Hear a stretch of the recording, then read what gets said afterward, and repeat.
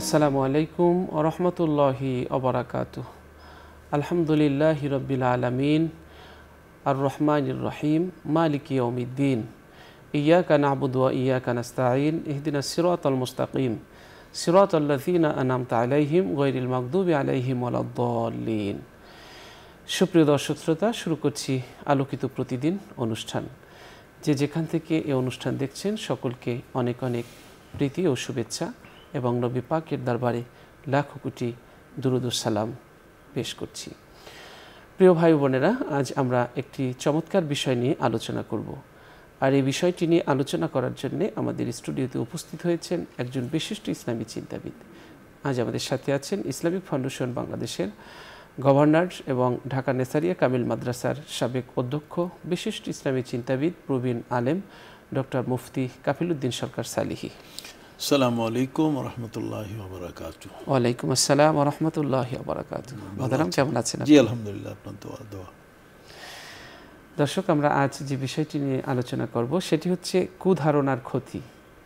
এই বিষয়টি আমাদের জীবনে অনেক গুরুত্ব বহন করে এবং এই বিষয়টি নিয়ে আজকের আমরা একটি ধারণা দেওয়ার চেষ্টা করব। সূরা হুজরাতের 12 নং আয়াতে আল্লাহ রাব্বুল আলামিন কুধারণার ব্যাপারে বলেছেন যে, এখানে হে মুমিনগণ, তোমরা অধিক ধারণা থেকে বেঁচে থাকো, নিশ্চয়ই কোনো কোনো ধারণা গুনাহ। তোমরা কারো গোপন ত্রুটি অনুসন্ধানে পড়বে না এবং তোমাদের একে অন্যের গীবত করো না। তো আমরা মানুষকে কুধারণা করে বসে থাকি। আপন পর, পরিচিত অপরিচিত সবার প্রতি আমাদের সুধারণা করতে হবে। এটি আমাদের হক এক মুসলিমের আর এক মুসলমানদের প্রতি।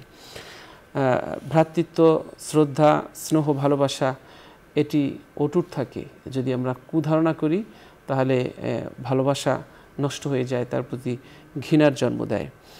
তো আজকের আমরা এই কুধারণা এটা আসলে কি এবং এই বিষয়টার নানান দিক নিয়ে আমরা আলোচনা করব।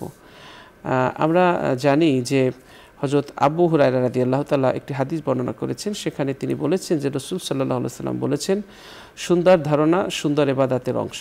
আবু দাউদ শরীফের এই হাদিসটি। আবু দাউদ শরীফের আরেকটি হাদিসে নবীজি বলেছেন, ওই সব ঈমানদারেরা যারা মুখে ঈমান এনেছে এবং যাদের হৃদয়ে ঈমান স্থান পায়নি, শোনো, তোমরা মুসলিমদের গীবত করো না এবং তাদের দোষ খুঁজে বেরিও না। কারণ যে ব্যক্তি তাদের দোষ খুঁজবে, আল্লাহ তার দোষ ধরবেন, আর আল্লাহ যার দোষ ধরবেন তাকে তার ঘরের ভিতরেও লাঞ্ছিত করবেন। আবু দাউদ শরীফের 4880 নং হাদিস। আমরা আজকের এই যতটুকু কোরআন হাদিসের আলোচনায় শুনলাম তাতে বুঝতে পারলাম যে আসলে কুধারণা আমাদের জীবন বিধ্বংসী একটি মহামারী এবং এটা আমরা এই কুধারণায় যারা আক্রান্ত হয়েছি তারা আসলে হীনমন্যতার মধ্যে ভুগছি। আমরা এই হীনমন্যতা থেকে বেরিয়ে আসব।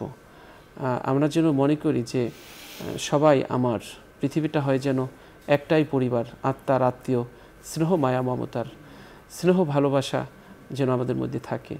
যে আমার মতের সাথে মিল নেই তাকে আমরা এমনভাবে তুলাধনা করে থাকি, মানে জোতার চেয়েও কম মূল্যবান বানিয়ে থাকি। আবার যে আমাদের মতের সাথে মিল আছে দেখা যায় তাকে প্রশংসা করতে করতে আকাশে উঠিয়ে ফেলি। এবং আমরা দেখা যায় যে অনেককেই এমনভাবে আমরা আঘাত করি যেটা আসলে আঘাত কখনো ঘোচার নয়। একটি কথা মনে রাখতে হবে যে কোনো একটি কাঠে যখন একটি লোহা মারা হয় বা আঘাত করা হয়, লোহাটা উঠিয়ে নেওয়ার পরও কিন্তু সেই আঘাতটা সেখানে থেকে যায়, আঘাতটা কিন্তু কখনো মোছা যায় না। জিহ্বা ইস্পাত নয়, তবুও তার ধারে মানুষ ক্ষতবিখ্যাত হয়। একজন বিখ্যাত কবি বলেছেন যে, আমি গতকাল বুদ্ধিমান ছিলাম তাই আমি পৃথিবীকে বদলে দিতে চেয়েছি, আজ আমি জ্ঞানী তাই আমার নিজেকে বদলাতে চাই। আসলে আমরা পৃথিবীকে বদলে দিতে গিয়ে আমরা মানুষকে কুধারণা করে মানুষকে কোনো মূল্যই দেই না। আমার মতের মিল না হলেই তাকে আমরা তুলাধনা করি এবং তাকে এত বেশি কুরুচিপূর্ণ ভাষায় আমরা ছোট করি যেটা আসলে বলার নয়। আর আমরা মনে করি যে আমি মহাজ্ঞানী। আসলে পৃথিবীটা বদলে দিতে চায় যে তাকে আগে নিজেকে বদলাতে হবে। নিজেকে যদি বদলাতে পারে তাহলে সে পৃথিবীকে বদলে দিতে পারবে ইনশাআল্লাহ। তো দর্শক, চলুন আমরা আজকের অতিথির কাছ থেকে এই বিষয়টি নিয়ে আলোচনা শুনছি। জি মুহতারাম। হ্যাঁ, খুব ভালো একটা বিষয়, সেটা হলো কুধারণার ক্ষতি। বিষয়টা বড় চমৎকার। আমরা কুধারণা বলতে গেলে কাকে বুঝি এটা একটু বিশ্লেষণ করা দরকার। আপনারা জানেন কয়েকটা শব্দ আছে যেটা আমরা ব্যবহার করে থাকি, বিশেষ করে ইসলামী মনা মানুষগুলোর মধ্যে ব্যবহৃত হয় বেশি। তার মধ্যে একটা হচ্ছে শক, সবা, জন। এই শক শব্দের অর্থ হচ্ছে সন্দেহ, মানে এর ভিতরে কিছু আছে, আমি সন্দেহ করছি, কিন্তু সেটা হয়তো নাও হতে পারে। তো এটাও কিন্তু এই ধারণার মধ্যেই একটা বিষয়। আরেকটা হলো শোভা। শোভা শব্দের অর্থ যে এটা সত্য না মিথ্যা, ইয়েস না নট, এগুলো অনেক সময় দেখা যায় নির্ণয় করা যায় না। তো এই কারণে অনেক সময় হালাল এবং হারামের মধ্যে পার্থক্য নির্ণয় না করা গেলে সেখানে শোভা সৃষ্টি হয়। ইসলাম কিন্তু এই ধরনের শোভা বা এই যে সেভন যেটাকে বলা হচ্ছে, এই শোভা সব থেকেই তাকে দূরে থাকতে বলেছে। ঠিক অনুরূপভাবে আমাদের মধ্যে আরেকটা হচ্ছে জন। জন শব্দটার অর্থ হচ্ছে যে কারো সম্পর্কে অমূলক ধারণা করা, কুধারণা করা, অথবা কারো সম্পর্কে কুমন্তব্য করা, এই ধরনের কতগুলো বিষয়। আপনি জানেন যে পবিত্র কোরআন মজিদের সূরা হুজুরাতের মধ্যে যে কথাটি আল্লাহ বলেন, ইয়া আইয়ুহাল্লাযীনা আমানুস্তানিবু কাসীরাম মিনাজ-জান ইন্না বা'যাজ-জান্নি ইসমুন ওয়ালা তাজাসসাসু ওয়ালা ইয়াগতাব বা'যুকুম বা'যা আইয়ুহিব্বু আহাদুকুম আন ইয়াকুলা লাহমা আখিহি মাইতান ফাকারিহতুমু ওয়াত্তাকুল্লাহ ইন্নাল্লাহা তাওয়াবুর রাহিম। তো এই আয়াতের মধ্যে যে বিষয়টা বলা হয়েছে সেটা আল্লাহ তাআলা বলছেন যে ঈমানদার ব্যক্তি যারা, তাদের বৈশিষ্ট্য হবে যে তারা সবসময় এই অবাঞ্ছিত ধারণা, অমূলক ধারণা, কুধারণা, এই সবগুলো থেকে কিন্তু নিজকে বাঁচিয়ে রাখবে। এখানে কাসিরাম মিনাজ-জান বলা হয়েছে। কাসিরাম মিনাজ-জান বলতে গেলে যে এই কুধারণার কিন্তু প্রকার অনেক। একটা মিথ্যা জিনিসকে কারো উপরে চাপিয়ে দেওয়া, অর্থাৎ সে এই কাজটা করেনি, এমনও কিছু বিষয় যদি হয় সেটাও কিন্তু অনেক সময় দেখা যায় যে সে তার ধারণার প্রেক্ষিতে এই লোকটা এই কাজটি করছে আর কি। তো আমরা সাধারণত দেখি যে জন বলতে গেলে ধারণা। যেমন একজন ব্যক্তি একটা বাইসাইকেল কিনলো, তো বাইসাইকেলটা যদি সে তার বিয়ের পরে কিনে, তো কেউ মনে করে যে এটা শ্বশুরবাড়িতে থেকে দিয়েছে, অথবা সে নিয়েছে, অথবা যৌতুক নিছে। এটা যে সে দোকান থেকে কিস্তি দিয়ে অথবা পয়সা দিয়ে খরিদ করে নিয়েছে, এই বিষয়টা কিন্তু সে মানে চিন্তাই আনতেছে না। কেন? ওই যে বিয়ের পরে এটা কিনলো, বিয়ের পরে কেনার কারণে এখন ধারণা বিভিন্নমুখী হয়ে গেছে, এক একজনে এক ধারণা করছে। এই যে বিষয়গুলো ঠিক অনুরূপভাবে আপনি দেখবেন এর মধ্যে কিন্তু গুজবও একটা বিষয় লুকায়িত আছে আর কি। তো অনেক সময় এমন আছে যে একটা খারাপ ধারণা করে একটা কিছু রটায় দেয়, তো রটিয়ে দিলে পরে সেখানে দেখা যায় ব্যক্তি বিশেষের মান তো যাই, সত্যটা কিন্তু ঢাকা পড়ে যায়। তো আমরা যে জিনিসগুলো দেখি সেটা হলো নবী করিম সাল্লাল্লাহু আলাইহি ওয়াসাল্লামের হাদিসে যেটা বলা হয়েছে সেটা কিন্তু এই আয়াতের ব্যাখ্যা আর কি। হাদিসের মধ্যে এসছে যে কাফা বিলমার এ কাযিবান হাদ্দাসা বিকুল্লি মা সামিআ। একটা মানুষের জন্য মিথ্যুক হওয়া যথেষ্ট, একটা মানুষের জন্য একটা অসৎ মানুষ হওয়া যথেষ্ট, যে যা শুনবে সাথে সাথে সেটা প্রচার করবে। তার একদিকে যা শোনা তা প্রচার করা, তার অর্থ হলো নবী করিম সাল্লাল্লাহু আলাইহি ওয়াসাল্লাম বলছেন লিল মুসলিমে আলাল মুসলিমে সিত্তু খিসাল। একজন মুসলমান আরেকজন মুসলমানের উপরে 6টা দায়িত্ব পালন করে। তার মধ্যে যখন দেখা হবে তাকে সালাম দিবে, অসুস্থ হলে তাকে দেখতে যাবে, মারা গেলে তার জানাজায় শরীক হবে, এবং ওয়ালা ইউহাক্কিরুহু, তাকে কখনো কারো কাছে অপমানিত করবে না, ওয়ালা ইউখজিলুহু, মানে তাকে কারো কাছে নিন্দার পাত্র বানাবে না। নবী করিম সাল্লাল্লাহু আলাইহি ওয়াসাল্লাম বলছেন কাফা বিলমার ই কাযিবান হাদ্দাসা বিকুল্লি মা সামিআ। একটা মানুষ যা শুনবে তাই সে বলবে, কোনো রকম যাচাই বাছাই নাই। পবিত্র কোরআন মজিদে আল্লাহ বলছেন ইনজা আফাসিকুম বিনাবাইন ফাতাবাইয়ানু। যখন কোনো ফাসিক কেউ তোমাদের কাছে কোনো সংবাদ পরিবেশন করবে, তখন না জেনে কিন্তু এটাকে যাচাই বাছাই না করে এটা প্রচার করো না। তো আমরা দেখি কিছু বিষয় এমন আছে যেটা যাচাই বাছাই না করে আমরা প্রচার করি, আর কিছু বিষয় এমন আছে যে ব্যক্তি বিশেষকে টার্গেট করে আমরা তারকে তন্ন তন্ন করে দেখার চেষ্টা করি যে তার জীবনে দোষ ত্রুটি কী আছে। তো এই দোষ ত্রুটিগুলো অনেক সময় দেখা যায় যে এগুলো অনেকের পক্ষে উদ্ধার করা সম্ভব হয় না, কিছু পথে এগিয়ে তারপর ফিরে আসতে হয়। তার কারণ প্রত্যেকের প্রাইভেসি আছে, তার জীবনের কতগুলো বিষয় আছে, এই বিষয়গুলোকে সে হয়তো বা সেটা সংরক্ষিত করে রেখেছে। এখন আরেকজন ব্যক্তি তার ভিতরে ঢুকে তার এই সমস্ত বিষয়গুলোকে বের করে মানুষের সামনে উপস্থিত করা অথবা একটা কুধারণা সৃষ্টি করা একজন ব্যক্তি সম্পর্কে, এটা কিন্তু মানে এমন একটি জঘন্যতম ব্যাপার। আর যে ব্যাপারটি সবচেয়ে বেশি ঘটছে এখন আমাদের ফেসবুকের কমেন্টস বক্সে, ফেসবুকের যে কমেন্টস বক্স আছে সেখানে কিন্তু মানে যে ধারছে, যে যার মনে যা চাচ্ছে, একটা মানুষ যা না তাকে কিন্তু কুরুচিপূর্ণ কথা দিয়ে, যেটা আপনি বললেন, এবং একটা কুধারণা, মানুষের একটা ভ্রান্ত ধারণা সৃষ্টি করার জন্য তাকে এটা বলা হচ্ছে, ওটা বলা হচ্ছে। তো এই যে কতগুলো বিষয়, এগুলো কিন্তু ইসলাম কখনো কোনো অবস্থাতে আমাদেরকে অনুমতি দেয়নি। আপনি জানেন যে সূরা কাহফের 29 নম্বর আয়াতের মধ্যে আল্লাহ বলছেন, ওয়াকুলিল হাক্কু মির রাব্বিকুম, হে নবী আপনি বলেন সত্যটা কিন্তু আল্লাহর পক্ষ থেকে। কাজে আমি অসত্য যদি বলি, তার অসত্যের মাধ্যমে একটা মানুষের কিছু ইজ্জত নষ্ট হয়ে যাবে, কিন্তু আল্লাহ পাক রব্বুল আলামিন কিন্তু তাকে ছাড়বেন না। যেমনটা আপনি আবু দাউদ শরীফের একটা হাদিস থেকে আপনি কোট করেছেন যে ঘরের ভিতরে থাকলেও আল্লাহ তাআলা তাকে অপমানিত করবেন। যদি কেউ কারো দোষ অন্বেষণ করে, ছিদ্রান্বেষণ, তার মানে ওই যে আড়ি পাতে শোনা, এই যে আরেকজনের গোপন বিষয়টা আমি দেখব। আপনি জানেন কি, নবী করিম সাল্লাল্লাহু আলাইহি সাল্লাম তিনি বলেছেন যে কোনো স্বামী স্ত্রী যদি তাদের ঘরের মধ্যে অবস্থান করে আর সেখানে যদি বেড়ার ফাঁক দিয়ে কেউ দেখে, নবী করিম সাল্লাল্লাহু আলাইহি সাল্লাম বলছেন যে ওই লোকটার চোখের মধ্যে লোহার সুই ঢুকাই দাও। তার কারণ হচ্ছে যে তাদের গোপন বিষয়টা সে দেখবে কেন, এটা দেখার অধিকার তাকে দেয়নি। তো এই ধরনের অনেকগুলো বিষয় আছে যেগুলো মানুষের লাইফে তাদের প্রাইভেসি রক্ষা করে সে চলে, কিন্তু আরেকজন সেই প্রাইভেসিটাকে ভিতর থেকে বের করে একটা ধারণামূলকভাবে অন্যের সামনে সেটা উপস্থাপন করে, যেটি হচ্ছে আমাদের সমাজের মধ্যে এখন সবচেয়ে বড় একটা মহামারী রোগ এটা। এবং সেটা যদি কোনো জাতির কল্যাণ বয়ে আনে সেটা একটা নিউজ, সেটা হতে পারে, কিন্তু যেটা কোনো জাতির কল্যাণ বয়ে আসবে না, শুধুমাত্র একটা ব্যক্তিকেই সমাজে ছোট করা হবে এবং একটা ব্যক্তিকেই অপদস্থ করার লক্ষ্যে হয়, তাহলে সেটা তো ব্যক্তি বিশেষ তো, মানে কুধারণা বলতে গেলে আপনি ইসলাম আমাদেরকে যে বলছে যে জিনিসটা, জন্নু বিল মুমিনিনা খায়রা, তোমরা ইমানদার ব্যক্তিদের সম্পর্কে সবসময় ভালো ধারণা রাখবে, কারণ ইমানদার ব্যক্তি তার মধ্যে ঈমান আছে, অতএব সেই ইমানদার ব্যক্তি তখন কখনো তোমার ক্ষতি করবে না। আল মুসলিম ও মান সালাম আল মুসলিমুনা মিন লিসানি ওয়া ইয়াদি, মুসলমান তো সেই ব্যক্তি যে তার হাত মুখ দিয়ে অন্য কারো ক্ষতি করবে না।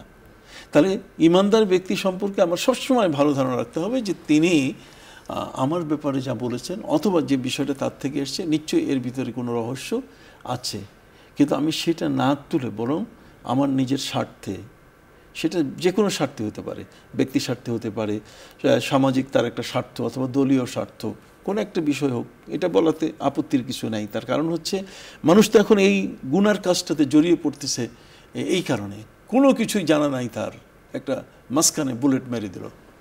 কথা বুঝতে পারছেন? তো এই যে তার কথাটা যে অমূলক একটা কথা, ধারণা প্রসূত একটা কথা, যে জিনিসটা সম্পর্কে আল্লাহ পাক রব্বুল আলামিন পবিত্র কোরআন মজিদে তিনি ইহুদিদের সম্পর্কে, খ্রিস্টানদের সম্পর্কে স্পষ্ট করে বলেছেন, ওয়ামা ইয়াত্তাবিউ আকসারুহুম ইল্লা জান্না, এরা অধিকাংশ ইহুদি এবং খ্রিস্টানদের আচরণ হচ্ছে যে অমূলকভাবে মুসলমানদের উপরে কোনো কিছু চাপাই দেওয়া।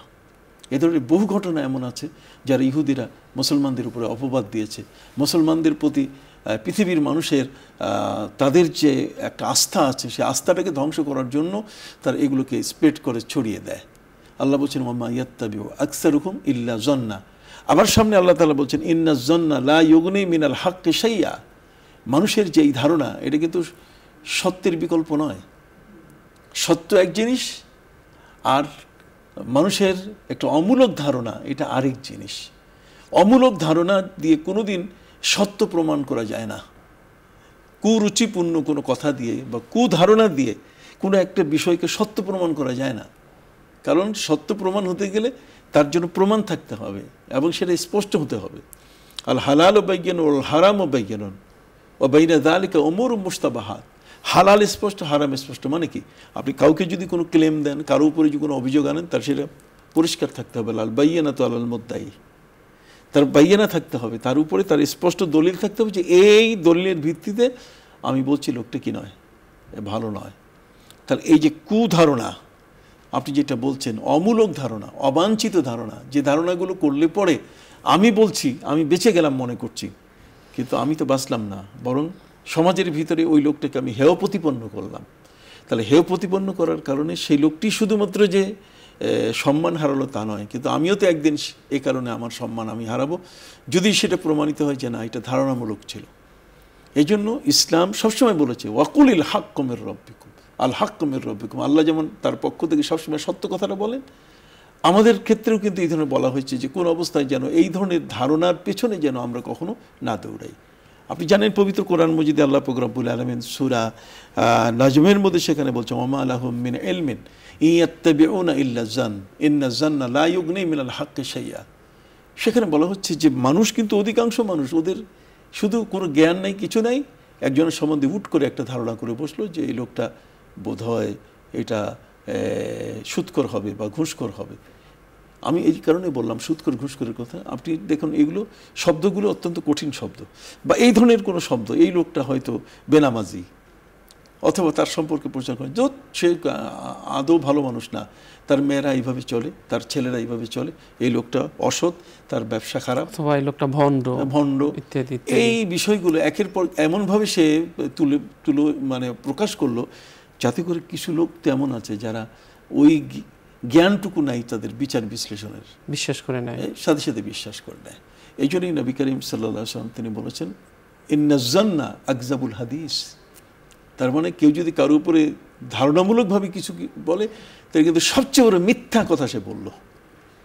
এই যে মিথ্যার সবচেয়ে বড় মিথ্যাটা হলো কারো উপরে কি করা, ধারণা করা। আমি এই জন্য আপনাকে খুব ধন্যবাদ জানাই যে আপনি এই কুধারণার ক্ষতি সম্পর্কে আপনি যে আজকের সাবজেক্টটা নিয়ে এসছেন, এটা আমাদের ঘরে ঘরে প্রচার হওয়া দরকার, আমাদের সকলের মাঝে এটা প্রচার হওয়া দরকার, আমাদের বক্তাদের মুখ দিয়েও এটা বৃহত্তর স্বার্থে গোটা জাতির জন্য প্রচার হওয়া দরকার।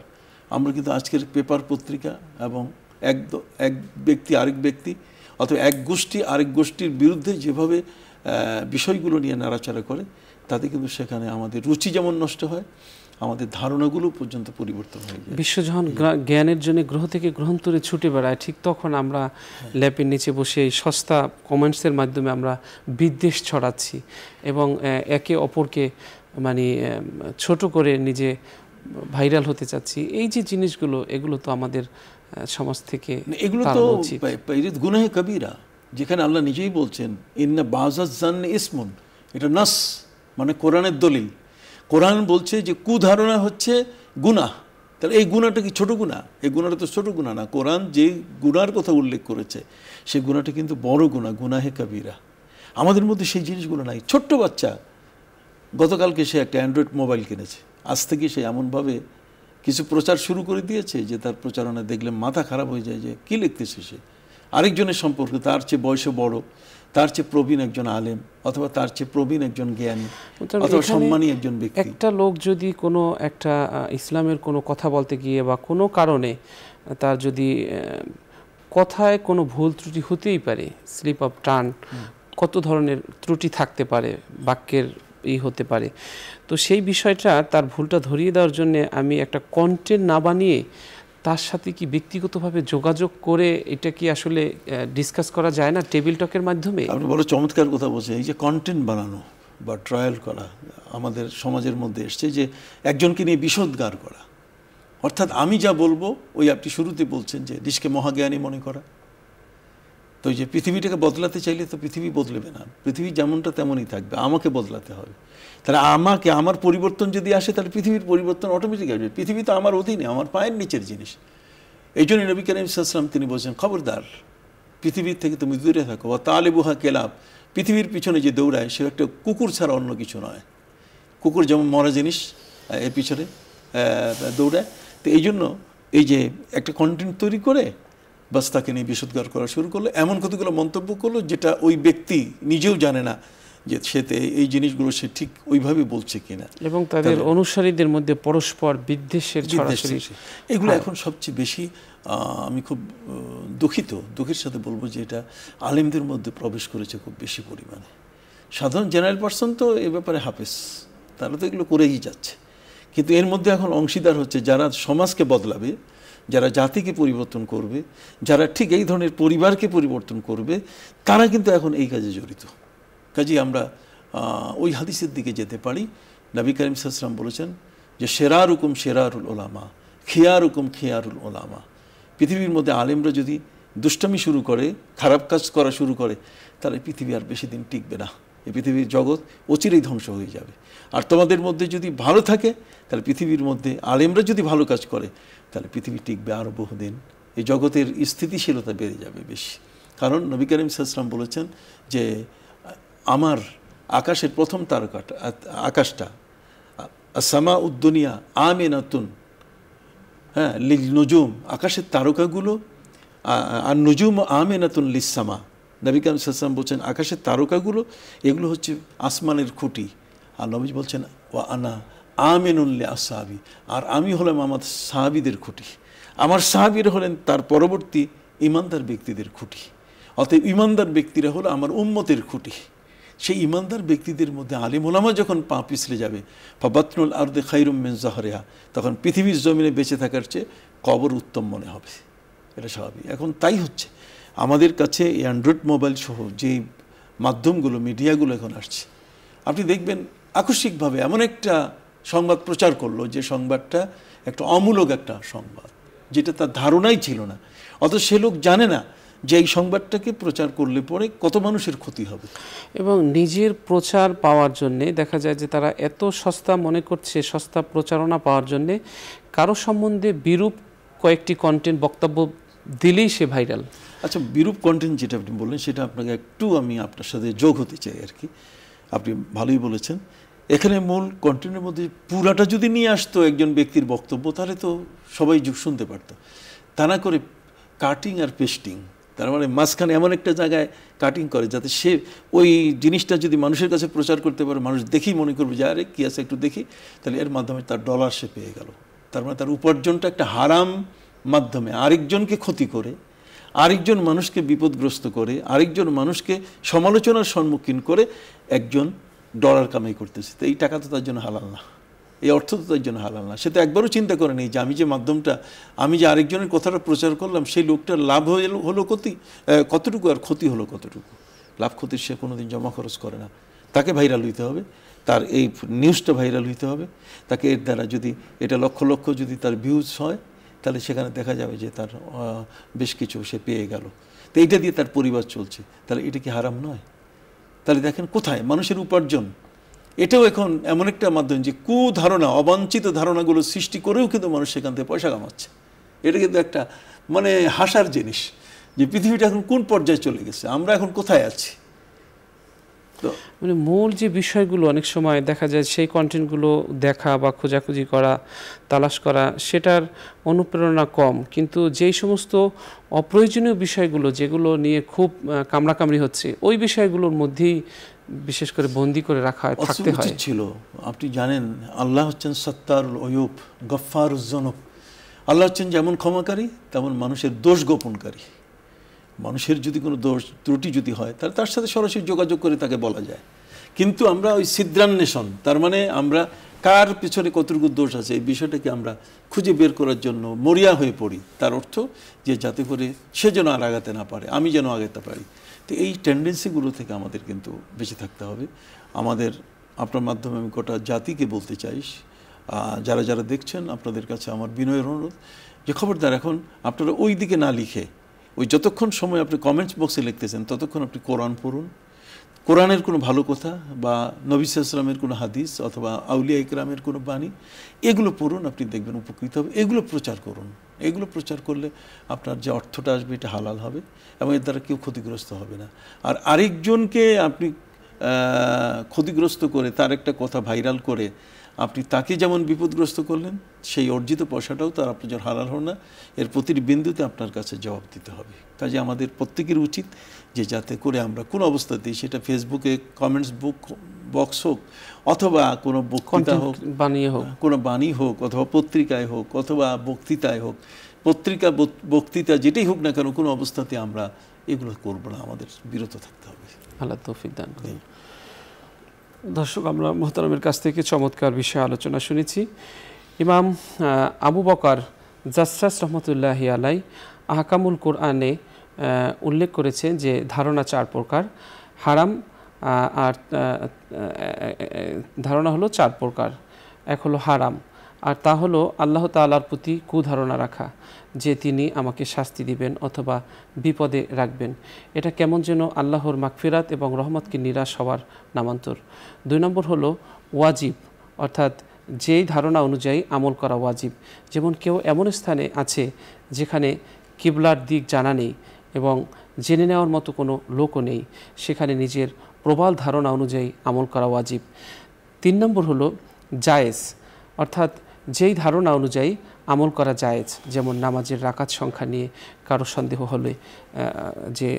হলে যে 3 রাকাত পড়া হয়েছে না 4 রাকাত, এমন অবস্থায় প্রবল ধারণা অনুযায়ী আমল করা জায়েজ। যদি সে প্রবল ধারণা বাদ দিয়ে নিশ্চিত বিষয়ে অর্থাৎ 3 রাকাত সাব্যস্ত করে নেয় তবে তাও জায়েজ। 4 নম্বর হলো মুস্তাহাব, প্রত্যেক মুসলমানের প্রতি সুধারণা পোষণ করা মুস্তাহাব। তাফসিরে মারুফুল কোরআনে এই বর্ণনাটি এসছে। তো আমরা চেষ্টা করব সমস্ত মুসলমানের প্রতি সুধারণা পোষণ করা, এটা আমাদের জন্য মুস্তাহাব। কুধারণা পোষণ করা এটা একটি বড় কবিরা গুনাহ। পরীক্ষা নিরীক্ষা ছাড়া, যাচাই বাছাই ছাড়া কারো সম্পর্কে কুধারণা পোষণ করা এটা ঠিক নয়। কোরআনুল কারিমে এ প্রসঙ্গে আল্লাহ তাআলা বলেছেন, হে ঈমানদারগণ, তোমরা অধিক ধারণা থেকে বেঁচে থাকো, নিশ্চয়ই কোনো ধারণা গুনাহ। আমরা এই অধিক ধারণা থেকে আমরা বেঁচে থাকব। হযরত আবু হুরায়রা রাদিয়াল্লাহু তাআলা আনহু থেকে বর্ণিত, রাসূল সাল্লাল্লাহু আলাইহি ওয়াসাল্লাম বলেছেন, আল্লাহ তাআলা বলেন, বান্দা আমার প্রতি যেমন ধারণা রাখে আমি তার সঙ্গে তেমন আচরণ করি। আমি তার সঙ্গে থাকি যখন সে আমাকে স্মরণ করে। আল্লাহর কসম, নিশ্চয়ই আল্লাহ তাআলা তার বান্দার তওবায় তোমাদের মধ্যে সেই ব্যক্তি অপেক্ষা বেশি খুশি হন যে তার মরুভূমিতে হারিয়ে যাওয়া বাহন ফিরে পায়। আর যে ব্যক্তি আমার দিকে 1 বিঘাত পরিমাণ অগ্রসর হয় আমি তার দিকে 1 হাত পরিমাণ অগ্রসর হই। যে আমার দিকে 1 হাত পরিমাণ অগ্রসর হয় আমি তার দিকে 2 হাত পরিমাণ অগ্রসর হই। আর সে যখন আমার দিকে হেঁটে অগ্রসর হয় আমি তখন তার দিকে দৌড়ে অগ্রসর হই। বুখারী শরীফ।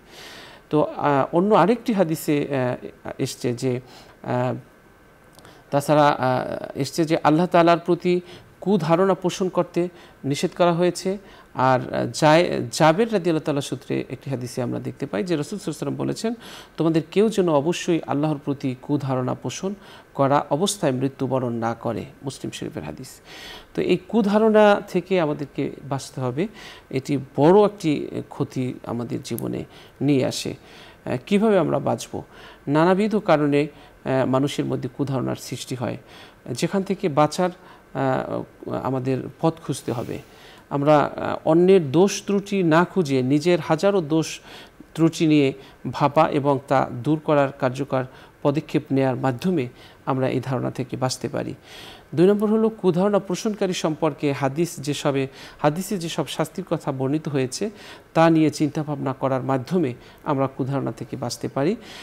3 নম্বর হলো অন্যান্য মানুষের ভালো গুণাবলী নিয়ে চিন্তা ভাবনা করা এবং সদা সর্বদা তাদের প্রতি সুধারণা পোষণ করার মাধ্যমে আমরা এই কুধারণা থেকে বেঁচে থাকতে পারি।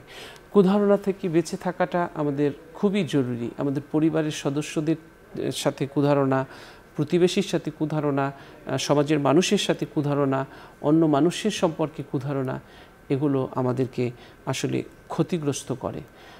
আমাদেরকে সুধারণা পোষণ করতে হবে এবং মানুষের প্রতি মমতাবোধ জাগ্রত করতে হবে, ভালোবাসা বৃদ্ধি করতে হবে।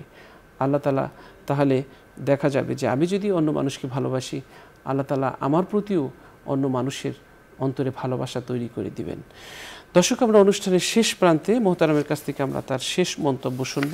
মোহতারাম, আমরা এই যে কুধারণা থেকে বাঁচার জন্য এবং দায় আছে, সবারই একটা দায় আছে, এক্ষেত্রে আলেমদের দায়টা অনেক বেশি। তো এ বিষয়ে আমরা কিভাবে স্ব জায়গা থেকে কুধারণা থেকে বাঁচার জন্য নিজেদেরকে এবং জাতিকে বাঁচানোর জন্য আমরা কাজ করতে পারি? জি, আপনি আগেই বলেছি আপনার কাছে যে এটা আলেমরাও এই কুধারণার মধ্যে প্রবেশ করেছে।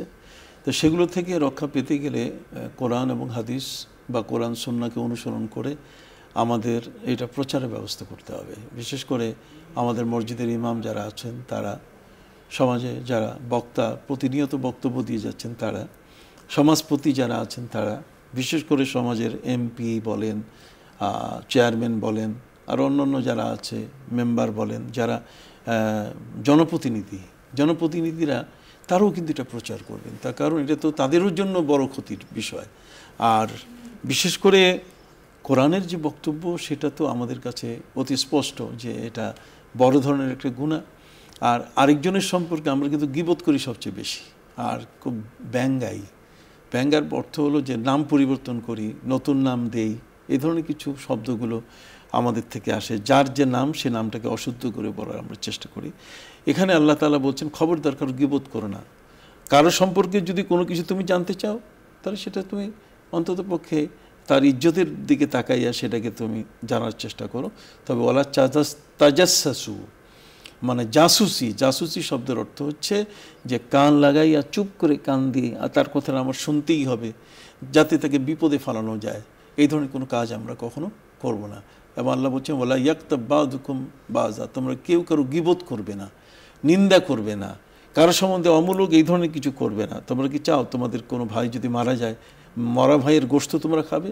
আল্লাহ বলছেন ফাকারিহি তুমুহু, নিশ্চয়ই তোমরা সেটাকে পছন্দ করবে না। তো যখন ওটাকে পছন্দ করবে না তখন এইগুলো বাদ দিও।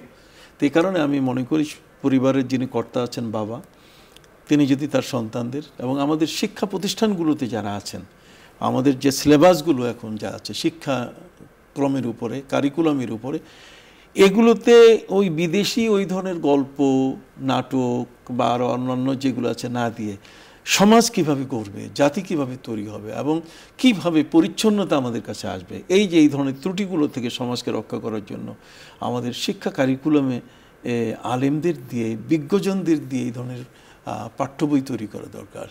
আজকের নানা আপত্তি আসছে তো এই কারণে যে আমাদের সুশীল সমাজ তৈরি করতে আমাদের আউলিয়া কেরামের অবদান, আমাদের দেশের শ্রেষ্ঠ জ্ঞানীদের যে অবদান, সেগুলো কিন্তু আমাদের মেলান হয়ে যাচ্ছে। তার মানে বিদেশি এত বেশি আমরা তাদের পণ্য আমদানি করা শুরু করেছি যে তাদের ওই জ্ঞানটা যেটা আমাদের জন্য ক্ষতিকর সেটাকেই আমরা চালাবার জন্য চেষ্টা করছি। তো এই জন্য আমাদের দেশে কিছু অভ্যন্তরীণ কিছু দুষ্ট চক্র আছে, আমি নাম বলবো না, এই চক্রগুলো তারা বিদেশ থেকে ওগুলো আমাদের মাথার মধ্যে দেওয়ার জন্য এখন তারা আমাদের শিক্ষা কারিকুলামে প্রবেশ করেছে। অতএব নাস্তিক্যতাবাদ থেকে আমাদের শিক্ষা কারিকুলামকে রক্ষা করতে হবে। আর এর মধ্যে ধর্মীয়, আপনি জানেন বর্তমানে আমেরিকা, ইউরোপ, অস্ট্রেলিয়া এবং ইংল্যান্ড সহ সারা পৃথিবীতে তারা এখন ধর্মশিক্ষাটাকে বাধ্যতামূলক করছে। তার মানে ধর্মের ভিতরে যে বিষয়গুলো আছে এগুলো দিয়ে মানুষকে সহজ করা যায়। ছোট্ট কালের পড়া পাথরে নকশা করা, আর বৃদ্ধকালের পড়া পানিতে অঙ্ক করা। তার মানে ছোট শিশুদেরকে যদি আমরা এই সুন্দর কথাগুলো তাকে শিখাতে পারি, গুনাহ কাকে বলে বিষয়টা যদি তাকে আমরা বুঝাতে পারি, গুনাহ কবিরা কাকে বলে, সগীরা কাকে বলে, সমালোচনা কাকে বলে, আলোচনা কাকে বলে, আমরা যদি এগুলো তাদেরকে বুঝাই, কুধারণা এইটার ক্ষতিটা কী, লাভটা কী, এটার উপরে যদি সুন্দর সুন্দর আমরা এক একটা কন্টেন্টসের উপরে আমরা গল্প লিখি, তাহলে আমার মনে হয় সমাজের ভেতর থেকে এই ধরনের এই যে কুঅভ্যাস যেটাকে আমরা বলবো আর কি, এটা কিন্তু সহজে দূর হয়ে যাবে, এটা বেশি দিন থাকবে না। কিন্তু আমরা কারা, আমরা সেই দিকে মাথা কি দেই? পাবলিকের অর্থ দিয়ে বই ছাপানো হচ্ছে, বই লেখা হচ্ছে, সেখানে কি আমাদের এই ধরনের চিন্তাভাবনার মানুষ কি ওই চেয়ারগুলোতে বসে আছে? যদি চেয়ারগুলোতে বসে থাকতো আমার মনে হয় আমরা আরও অনেক কিছু ভালো জিনিস পেতাম আর কি। আমাদের সব কিছুতেই এখন ধ্বংস, কেমন জানি ধ্বংস। এত লেখাপড়া করছে তারপর ঘুষ খাচ্ছে, এত লেখাপড়া করছে তারপরও সুদ খাচ্ছে, এত লেখাপড়া করছে তারপর মিথ্যা বলছে, এত লেখাপড়া করছে তারপরও ফাঁকি ঝুঁকি, ফন্দিবাজি, ফাঁকিবাজির শেষ নেই। অর্থাৎ ভালো ছাত্র হচ্ছে কিন্তু ভালো মানুষ হচ্ছে না। না না না, সেটাই। অর্থাৎ শিক্ষিত হচ্ছে মানুষ কিন্তু মানুষ হচ্ছে না, মানুষের মতো মানুষ হচ্ছে না। আল্লাহ আমাদেরকে হেফাজত করুন এবং আমাদের সমাজের সকলকে কুধারণার এই আসক্তি থেকে বেরিয়ে আসার তৌফিক দান করুন।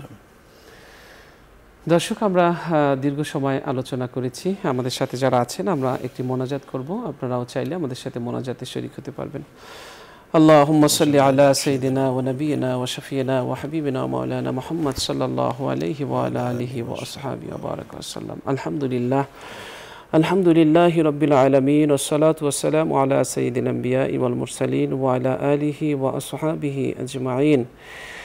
রব্বুল আলামিন, আপনার কাছে ফরিয়াদ করছি আল্লাহ, আপনি আমাদের জানা অজানা শিরক বেদাত শয়তানের ধোঁকায় পড়ে নফসের তাড়নায় পড়ে যত ধরনের গুনাহ খাতা করেছি আল্লাহ, আপনি আমাদের সমস্ত গুনাহ খাতা মাফ করে দিন। আমিন আমিন। আল্লাহ, আপনি আমাদের অতীতকে আল্লাহ, অতীত জীবনের সমস্ত গুনাহ খাতা আপনি আপনার ক্ষমার কলম দিয়ে দাগ বসিয়ে দিন। আল্লাহ তাআলা সমস্ত গুনাহ খাতা আপনি মাফ করে দিন। আল্লাহ তাআলা এই অনুষ্ঠানের পৃষ্ঠপোষক বসুন্ধরা গ্রুপের চেয়ারম্যান, তাকে আপনি কবুল ও মঞ্জুর করুন। তাকে সুস্থ রাখুন, ভালো রাখুন, নিরাপদে রাখুন। আল্লাহ, বসুন্ধরা গ্রুপের সমস্ত প্রতিষ্ঠানগুলোকে আপনি কবুল আর মঞ্জুর করে নিন। আল্লাহ তাআলা এখানে ডিসিশন মেকার যারা আছে সকলকে আপনি আল্লাহ হায়াতে তৈয়বা দান করুন। আল্লাহ, আমাদের এই অনুষ্ঠানকে কবুল করুন। যারা নিয়মিত এই অনুষ্ঠান দেখেন শোনেন আল্লাহ, তাদের সকলকে আল্লাহ হেদায়েত নসিব করুন। আল্লাহ তাআলা আমাদের সকলকে হেদায়েতের নূর দিয়ে, আলো দিয়ে আল্লাহ আপনি সৌভাগ্যবান করুন। আল্লাহ, আমাদেরকে পথ চলার আলো দিন। আল্লাহ, আমাদের জীবনের অন্ধকার দূর করে দিন। আল্লাহ, আমাদেরকে সঠিক পথে পরিচালিত করুন। আল্লাহ, আপনার দয়ার মহাসাগরে আমাদেরকে প্রবেশ করান। আল্লাহ, সারা পৃথিবীর মানুষের অন্তরে আমাদের জন্য ভালোবাসা তৈরি করে দিন। আল্লাহ তাআলা, আমাদের জীবনের সমস্ত অতীত জীবনের সমস্ত গুনাহ খাতা আপনি মাফ করে দিন। আল্লাহ তাআলা, আমাদের সকলকে আমাদের প্রত্যাশা পূরণ করার তৌফিক দিন। আল্লাহ তাআলা, আমাদের সকল যতটুকু কাজ করেছি আল্লাহ পরিপূর্ণ মূল্য প্রদান করুন। আল্লাহ তাআলা, আমাদেরকে ভূখণ্ডের প্রতিনিধি হিসেবে কবুল করুন। আল্লাহ তাআলা, আমাদের শেষ পরিণতিটা মঙ্গলময় করুন। আল্লাহ তাআলা, আমাদেরকে ঈমানের সাথে মৃত্যু নসিব করুন। আল্লাহ তাআলা, আমাদের সকলকে মৃত্যুর সময় মৃত্যুর কষ্ট দূর করে দিয়েন। আল্লাহ তাআলা, আমাদেরকে জান্নাতে একটু জায়গা করে দিয়েন। আল্লাহ, জাহান্নামকে আমাদের জন্য আপনি হারাম করে দিয়েন। আল্লাহ, আমাদের সকল সীমাবদ্ধতা আপনি দূর করে দিয়েন। আল্লাহ, আমাদের অজ্ঞতা দূর করে দিয়েন, পরশ্রী কাতুরতা দূর করে দিয়েন, রাগ ক্ষোভ যন্ত্রণা হিংসা বিদ্বেষ আপনি দূর করে দেন। আল্লাহ, আমাদের মধ্য থেকে আপনি হিংসা বিদ্বেষ দূর করে দিন। মানুষের মঙ্গল যেন আমরা দেখতে পারি, মানুষের মঙ্গলের জন্য অখুশি না হই, খুশি হওয়ার তৌফিক দান করুন। সেই মানসিকতা আমাদেরকে তৈরি করে দিন। রব্বির হামহুমা কামা রব্বায়ানি সগীরা। সুবহানা রব্বিকা রব্বিল ইজ্জাতি আম্মা ইয়াসিফুন ওয়া সালামুন আলাল মুরসালিন আলহামদুলিল্লাহি রাব্বিল আলামিন। আমিন।